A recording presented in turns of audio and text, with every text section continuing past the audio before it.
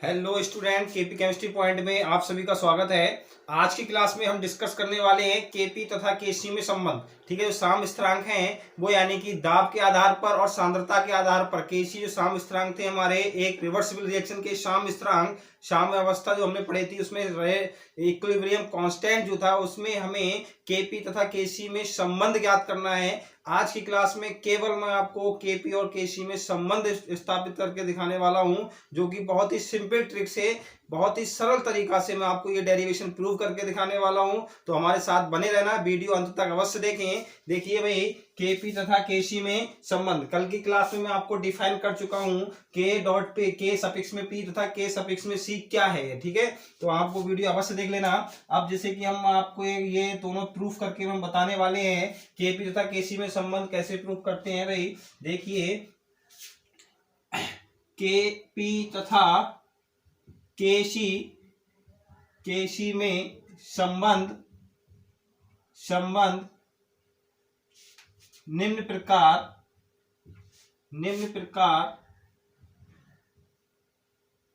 प्रदर्शित करते हैं। माना एक उत्क्रमणीय एक रिवर्सिबल रिएक्शन, शॉर्ट में लिख लो भाई, रिवर्सिबल रिएक्शन एक रिवर्सिबल रिएक्शन क्या है। देखो भाई, एक रिवर्सिबल हम रिएक्शन ले रहे हैं,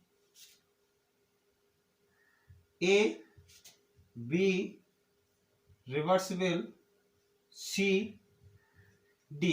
clear? A plus B reversible C plus D. अब यहां पे हमने ए के N1 मोल लिए, बी के N2 मोल लिए, सी के M1 मोल लिए और डी के M2 मोल लिए। ठीक है, और ये सब कौन सी अवस्था में है? गैसीय अवस्था में। कौन सी अवस्था में है? गैसीय अवस्था में। ये भी गैसीय अवस्था में है, ये भी गैसीय अवस्था में है, ये भी गैसीय अवस्था में है, ये भी गैसीय अवस्था में है। तब द्रव अनुपाती क्रिया के नियम के अनुसार भाई अकॉर्डिंग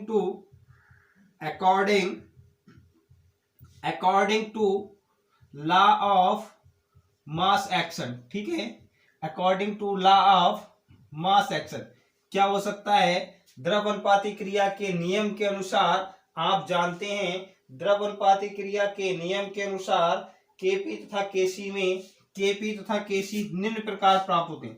केपी तथा केसी निम्न प्रकार है। ठीक है, कौन कैसे है भाई? जैसे कि आपको कल मैंने प्रूफ करके बताया था, के सफिक्स में पी बराबर क्या था भाई? ये दाब के अकॉर्डिंग, किसके था? दाब के सांद्रता, हमने दाब पे निकाला था, प्रेशर पे क्या निकाला था? पी सी की पावर m1 पी सी की power m1 into p d की power m2 upon p a n1 into p b n2। समीकरण 1 डाल लेना। क्लियर हुआ भाई? इससे क्लियर हुआ क्या हो रहा है भाई? क्लियर हुआ, यहां पर क्या है? पी ए क्या है? पी ए क्या है? आंशिक दाब के आधार पर है, जहां पी ए यानी कि आंशिक दाब के आधार पर साम अवस्था पर आंशिक दाब के आधार पर यहां पे लिखेंगे, यहां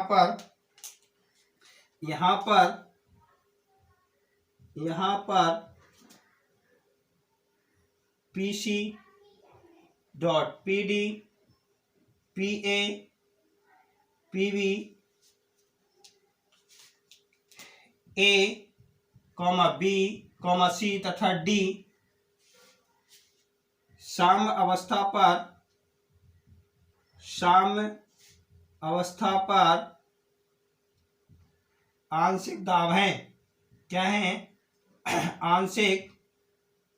आंशिक दाब है। ठीक है, आंशिक दाब पर।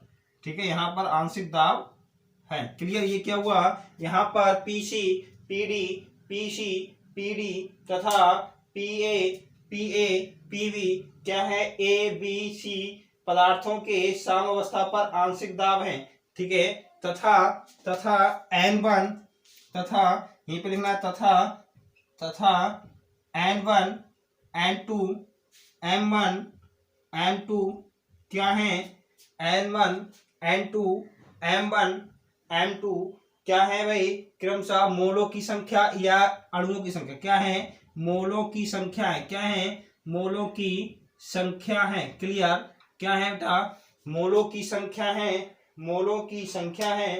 तब हम क्या कर सकते हैं भाई, हम क्या निकाल सकते हैं, जब यहाँ पे Kc बराबर, यहाँ पर हम निकाल सकते हैं Kc बराबर, जबकि हमें पता था, क्या पता है भाई, Kc बराबर क्या है, हमने कल एक इक्वेशन Kc बराबर प्रूव करी थी, ये तो Kp बराबर प्रूव करी थी और Kc बराबर हमने प्रूव करी थी, क्या करी थी भाई, Kc बराबर प्रूफ, यानी कि c की पावर m1 d की पावर m2 अपॉन a की पावर n1 b की पावर n2। क्लियर, इक्वेशन 2 डालेंगे, ये दोनों इक्वेशन कल हम प्रूफ कर चुके हैं, Kc तथा Kp की दोनों की इक्वेशन हम क्या कर चुके हैं, प्रूफ कर चुके हैं, तो दोनों की इक्वेशन हम प्रूफ कर चुके हैं। अब हम इसमें क्या लगा सकते हैं बताइए, यहाँ पर मोलर सांद्रता क्या है, यहाँ पर लिखेंगे, यहाँ पर सांद्रण C, सांद्रण D, यहाँ पर सांद्रण A B C तीनों कर लो, A B C D क्रमशः A B C तथा D, A B C तथा D, A B C तथा D की क्या है, मोलर सांद्रताएं हैं, कि क्या है, मोलर सांद्रताएं हैं, मोलर सांद्रताएं हैं। क्लियर, क्या है, मोलर सांद्रताएं हैं, ठीक है भाई, क्या है यहाँ पर, ये मोलर सांद्रताएं हैं, मोलर सांद्रताएं हैं, मोलर सांद्रता है, ठीक है भाई। समझ लीजिए फिर से, हमने क्या काम करा, Kp तथा Kc में जो संबंध प्रदर्शित कर रहे हैं वो निम्न प्रकार कर सकते हैं। एक रिवर्सिबल हमने रिएक्शन ली, रिवर्सिबल रिएक्शन यानी कि जो हमने कल रिएक्शन आपको पढ़ाया था, कल हमने Kp तथा Kc की दोनों की परिभाषाएं बताई दी और उसमें क्या बताए थे, उनके जो मात्रक थे वो भी हमने करवाए थे। तो हमने यहाँ पे A plus B C plus D, यानी कि ये हमने एक रिवर्सिबल रिएक्शन ले ली, जिनके मोल क्या हैं, ए के मोल M1 है, बी के मोल M2 है, ठीक है, और सी के मोल M1 है, डी के मोल क्या है, M2 है। तब हम क्या काम करेंगे, according to law of mass action के अनुसार Kp तथा Kc की निम्न समीकरण है, Kc तथा Kp निम्न प्रकार है। भाई पहले हमने Kp निकाल लिया, कल हमने Kp डॉट K सफिक्स में P निकाला था। P क्या है, दाब के सापेक्ष, P क्या है, दाब के सापेक्ष, और ये क्या है, मोलर सांद्रता के सापेक्ष है, ठीक है। तो यहाँ पर ये इक्वेशन ये भी हम कल प्रूफ कर चुके थे और ये भी इक्वेशन हम प्रूफ कर चुके थे। तो हमने N1 और यानी कि फर्स्ट इक्वेशन को फर्स्ट डाल लिया और दूसरी जो Kc थी उसके इक्वेशन को क्या डाल लिया, 2 डाल लिया। अब हम क्या जानते हैं, हम जानते हैं आदर्श गैस समीकरण क्या होती है, बी नो डैट क्या जानते हैं बेटा, बी नो डैट क्या जानते हैं, आदर्श गैस समीकरण क्या जानते हैं, आदर्श गैस समीकरण, आदर्श गैस समीकरण क्या होती है, आदर्श गैस समीकरण क्या होती है, पीवी बराबर nRT, पीवी बराबर क्या हुआ, पीवी बराबर nRT, और यहाँ पर n क्या है, n क्या है, मोलों की संख्या, n क्या है, मोलों की संख्या, क्या है, मोलों की संख्या या ग्राम अणुओं की संख्या, ग्राम अणुओं की संख्या को ही मोलों की संख्या कहते हैं। या आप ये भी लिख सकते हैं, क्या लिख सकते हैं भाई, ग्राम अणुओं की संख्या, n बराबर ग्राम अणुओं की संख्या। क्लियर, ग्राम अणुओं की संख्या या मोलों की संख्या एक ही हो सकता है, ग्राम अणुओं की संख्या या मोलों की संख्या। अब हम इसमें क्या कर सकते हैं बेटा, P बराबर n अपॉन बी कर सकते हैं, n अपॉन बी कर सकते हैं इंटू RT। क्लियर, P बराबर n upon B into R T. अब हम क्या जानते हैं भाई, एन और बी, यहाँ पे मैं लिख देता हूँ भाई, एन अपॉन बी हमारा बताओ क्या हो गए, बी लीटर आयतन में उपस्थित मोलों की संख्या क्या कहलाती है, उसकी सांद्रता कहलाती है, सांद्रता कहलाती है। ठीक है, सांद्रता बराबर आप जानते हैं, सांद्रता कल हमने आपको डेफिनेशन मोलर यानी कि हमने क्या निकलवाया था, आपको सांद्रता की परिभाषा भी बताई थी और उसमें मैंने आपको एक्टिव मास भी बताया था। तो हमारे सांद्रता की परिभाषा क्या होती है, बी लीटर आयतन में यानी कि 1 लीटर आयतन में उपस्थित या बी लीटर आयतन में उपस्थित मोलों की संख्या क्या कहलाती है, उसकी सांद्रता कहलाती है। तो हम बराबर इसको सांद्रता लिख सकते हैं, एन अपॉन बी बराबर सांद्रता हो गई और सांद्रता को हम रिप्रेजेंट कर सकते हैं एन अपॉन बी बराबर सी। क्लियर, एन अपॉन बी बराबर हम सी कर दें भाई, एन अपॉन बी बराबर क्या कर दें, सी कर दें। अब हम यहाँ पे ये भी लिख सकते हैं भाई, P बराबर C R T. Clear, P बराबर सी आर टी। ठीक है, अब P का मान हम समीकरण किस में डाल लें, P का मान हम समीकरण किस में रख सकते हैं बताइए, P का मान समीकरण 1 में रख दें हम, P का मान समीकरण 1 में रख दें भाई, P का मान समीकरण 1 में रख दें। यहाँ पे मोलर सांद्रता भी होती है, सांद्रता या C बराबर मोलर सांद्रता, यहाँ पे 2 लिख दो, C बराबर सांद्रता भी हो सकती है, सांद्रता भी कह लो तब भी कोई दिक्कत नहीं है, या मोलर सांद्रता। क्लियर, या मोलर सांद्रता। क्लियर, अब हम क्या काम करें, P का मान यहाँ पे लिख दें भाई, P का मान समीकरण 1 में रखने पर, ठीक है भाई, P का मान समीकरण 1 में रखने पर, ठीक है, समीकरण 1 में हम रखेंगे भाई, P का मान समीकरण 1 क्या है, ये है, यानी कि P के स्थान पर हमें क्या लिखना है, P के स्थान पर CRT रखना है। ठीक है, तो हम देखें भाई कैसे रखेंगे, P के स्थान पर CRT यानी कि K सफिक्स में P बराबर P के स्थान पर CRT रखना है, तब CRT इनकी पावर क्या हो जाएगी, भाई M1, इनकी पावर क्या हो जाएगी, M1 क्या हो जाएगी बेटा, M1 हो जाएगी, यहाँ पे M1 हो गई। ठीक है, इतना काम कंप्लीट हो गया। फिर से देख लीजिए, ये हमने क्या था यहाँ पर, ये तो दोनों इक्वेशन कल के क्लास में मैं प्रूव कर चुका हूँ, फिर भी मैंने आज यहाँ पे पूरा हम संबंध करना है तो हमने एक उत्क्रमणीय रिएक्शन ले ली जिसमें केपी तथा केसी की इक्वेशन हमें दोनों को लिखनी होंगी। केपी और केसी की इक्वेशन लिखने के बाद हम क्या करते हैं, हमें क्या पता है कि आदर्श गैस समीकरण क्या है, पीवी बराबर एनआरटी। क्लियर, पीवी बराबर क्या है, एनआरटी। तो P बराबर यहाँ पे B को हम इधर ले आए तो N अपॉन बी, और N अपॉन बी क्या होता है, सांद्रता या मोलर सांद्रता। अब हम इस P का मान समीकरण 1 में रख दें भाई, समीकरण 1 में रख रहे हैं। देखो यहाँ पे क्या था, यहाँ पे P के स्थान पर CRT रखने पर, तो CRT की पावर क्या हो गया है, CRT की पावर क्या हो गया, M1। इसी प्रकार से CDRT की power M2। Clear, upon CART की पावर N1, CBRT की पावर N2। क्लियर, ये हो गया भाई। अब RT अलग ले लें हम, ये इक्वेशन रफ कर दे, इधर की रफ करने पड़ेगी भाई। देख लीजिए, इतना कंप्लीट हो गया, क्लियर हो गया। स्क्रीनशॉट ले सकते हैं आप, स्क्रीनशॉट ले लीजिए। इसके बाद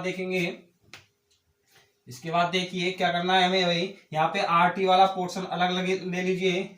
RT वाला जब हम अलग लेंगे तब क्या होगा, जब RT वाला हम पोर्शन अलग लेंगे तब क्या हो जाएगा, देख लीजिए, P बराबर यहाँ पे देखें C की पावर M1 इंटू D की पावर M2। अब यहाँ पे दोनों हो जाएगा तो क्या हो जाएगा भाई, RT की power M1 plus M2। Clear, M1 plus m2। यहाँ से निकाला हमने RT की पावर m1 और यहाँ से निकाला RT की पावर m2, तो दोनों अलग हो गए भाई, दोनों में से कॉमन ले लिया हमने, तो RT की पावर m1 और प्लस m2 हो गया, प्लस m2 हो गया। अब हम क्या कर सकते हैं यहाँ पर, इसी प्रकार से नीचे से ले लीजिए c a की power n1 into c b की पावर m2 इंटू RT की power n1 plus n2। Clear. हम इसको एक लाइन से अलग लिख लें भाई, KP बराबर c की power m1 into c d की power m2 upon c a की power m1 into c b की पावर n2। अब हम यहाँ पर लगा दे भाई, ये पोर्शन ऊपर पहुंचेगा तो बताइए प्लस में है तो क्या हो जाएगा, माइनस में हो जाएगा। RT की power m1 plus m2 minus n1 plus n2। ठीक है, जब ये हमारा पोर्शन ऊपर पहुंचेंगे तो n1 प्लस n2 क्या है, यहाँ पे प्लस में है तो ऊपर जाएंगी तो घातांक क्या हो जाएंगी, माइनस में हो जाएंगे। क्लियर। तब क्या हो जाएंगे, माइनस में हो जाएंगे। अब हमें जानते हैं, अब हम यहाँ पे क्या लिख सकते हैं भाई, यहाँ लिखेंगे, यहाँ पर क्या है, यहाँ पर क्या है, सी हमने क्या ली थी, मोलर सांद्रता ली थी। मोलर सांद्रता को हम क्या जानते हैं भाई, मोलर सांद्रता यहाँ पर हम लिख सकते हैं सी क्या है, मोलर सांद्रता है। सी क्या है, सी बराबर मोलर सांद्रता है, बेटा। सी बराबर क्या है, मोलर सांद्रता है। मोलर सांद्रता को हम एक्टिव मास भी कहते हैं, तो बड़ी ब्रैकेट से हम लगा सकते हैं, बड़ी ब्रैकेट में हम लिख सकते हैं। तो हम यहाँ इसको ऐसे लिख सकते हैं भाई, कैसे लिखेंगे, सी बराबर एक्स मोलर सांद्रता कैपिटल सी, ठीक है, ये हो गया। सी डी बराबर क्या हो जाएगा, ये भी हो गया भाई, ठीक है, मोलर सांद्रता तो था सी और ये भी हमारी मोलर सांद्रता है, तो हम इसको मोलर सांद्रता सी बोलेंगे, इसको भी मोलर सांद्रता सी बोलते हैं। यहाँ पर भी ये मोलर सांद्रता, बड़ी ब्रैकेट को मैंने एक्टिव मास कहा था और एक्टिव मास को ही क्या कहते हैं, मोलर सांद्रता कहते हैं। क्लियर हो रहा है भाई, क्लियर हो रहा है, बताइए। ठीक है, कमेंट बॉक्स में अवश्य कमेंट लिख के बताइए हमें क्लियर हो रहा है कि यहाँ पे क्या बताया हमने कि जो हमारा सी और डी, सी सफिक्स में डी है, ये भी हमारा मोलर सांद्रता है, और हमने एक्टिव मास बताया था वो भी हमारा एक मोलर सांद्रता ही होता है। तो चाहे हम सी सफिक्स में सी लिख दें या फिर ब्रैकेट में सी लिख दें, दोनों ही क्या है, मोलर सांद्रताएं हैं। इसी प्रकार से हम लिख सकते हैं यहाँ पे सी ए बराबर मोलर सांद्रता ए और सी बी बराबर मोलर सांद्रता बी। क्लियर, ये दोनों क्लियर हो रहे हैं भाई, ये क्लियर हो रहे हैं, हम लिख सकते हो भाई, कर लीजिए। यहाँ पे क्या कर सकते हैं बताइए, के सफिक्स में पी बराबर हम यहाँ पे लिख दें मोलर सांद्रता सी की पावर m1, मोलर सांद्रता डी की पावर m2 अपॉन मोलर सांद्रता ए की पावर n1, मोलर सांद्रता बी की power n2 into RT m1 plus m2 minus n1 plus n2।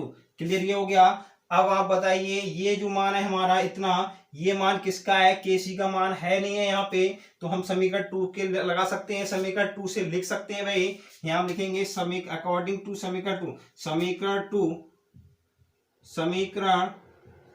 2 से क्या कर सकते हैं, समीकरण 2 से ये देखिए, ये किसका मान है, केसी का मान है इतना सारा, तो ये सब इसके स्थान पर हम केसी लिख सकते हैं। क्या कर सकते हैं, के सफिक्स में पी बराबर KC into RT m1 plus m2 minus n1 plus n2। Clear, ये हो गया, n1 प्लस n2।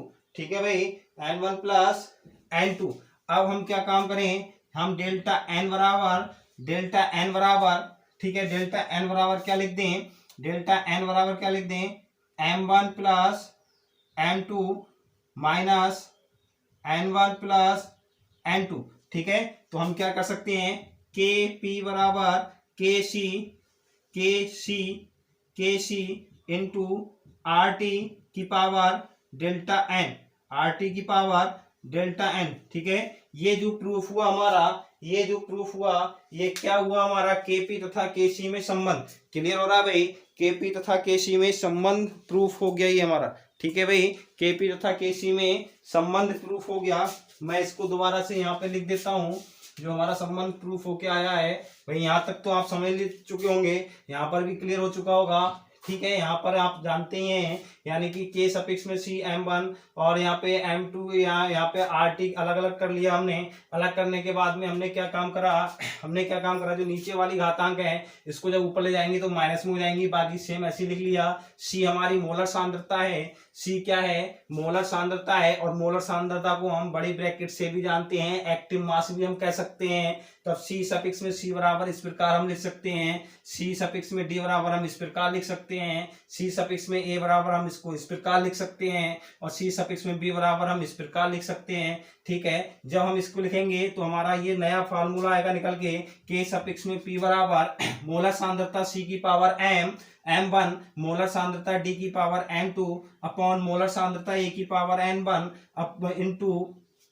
मोलर सांद्रता बी की power N2 into RT N1 plus N2 minus N1 plus N2। Clear. अब ये जो हमारा इतना मेथड है ये क्या है, हमारा केसी है। क्या है, केसी है। यहाँ पे देखें समीकरण 2 पे इसके अनुसार हम केसी लिख सकते हैं। से हमने इसी प्रकार से ले लिया, और यहाँ पे डेल्टा एन बराबर इसकी वैल्यू पूरी क्या होगी, डेल्टा एन हो गई। हम जब डेल्टा एन रखेंगे तब केपी बराबर केसी इंटू RT की पावर डेल्टा एन। क्लियर। ये जो संबंध था हमारा केसी तथा केपी में संबंध था।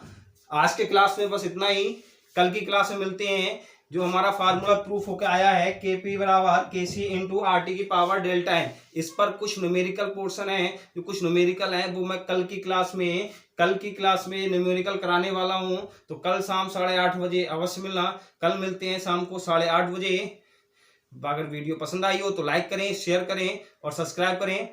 बाकी खुश रहिए, मस्त रहिए, पढ़ते रहिए। Thank you very much.